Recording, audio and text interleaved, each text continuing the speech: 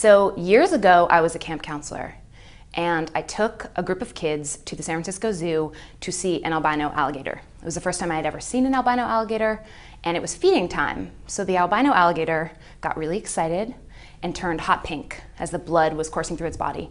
So me and all these 7 and 8-year-olds were equally stunned by this insane hot pink alligator. And that is when I began to become obsessed with albino animals. Albinism is a recessive genetic disorder passed on from parents who give their offspring 2 sets of this recessive gene, which inhibits production of melanin, which gives us our color. Their offspring then appears white, extremely pale, has pale hair, pale skin, and pale eyes. Albinism is rare for 3 reasons. 1, it's a recessive trait. 2, albinos in the wild cannot camouflage. They are really obvious in their surroundings and therefore are an easy target for predators. 3, albinos that do make it to reproductive age can't find a mate because they look funny. Scientists think albinism can appear in any vertebrates. So there could be an albino horse, a deer, a crow, a dolphin, a cow. White peacocks are often mistaken for albinos, but in fact they're just white peacocks. White tigers that you may have seen in the Siegfried and Roy show or at the zoo, those are actually not albinos, those are white tigers. And you would be able to tell the difference if you saw a white tiger with no stripes at all, because no melanin means no stripes. If you have no melanin, you're an albino.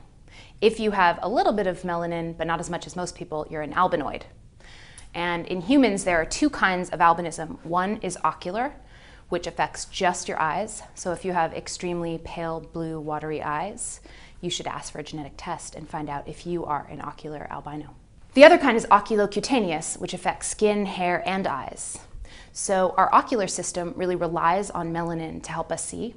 And if you don't have any melanin, you have impaired vision, which is why albinos often have sight problems and even blindness. What happens when you think about albinos all the time? You come up with amazing ideas, like this one, for an all-albino zoo. Just imagine the gorilla albino, the crows albino, the alligators albino, all the albino animals together in one place in a zoo. Well, obviously this is a great idea because these animals would not survive in the wild, so we're doing them a favor by putting them in captivity where kids can throw peanuts at them, because that's still a better life than dying immediately from a predator attacking you when you're a baby. So I think this idea has serious legs, and I think you should all come to Caitlin's Albino Zoo sometime in the future when I get the Kickstarter project up and running and I can make it happen.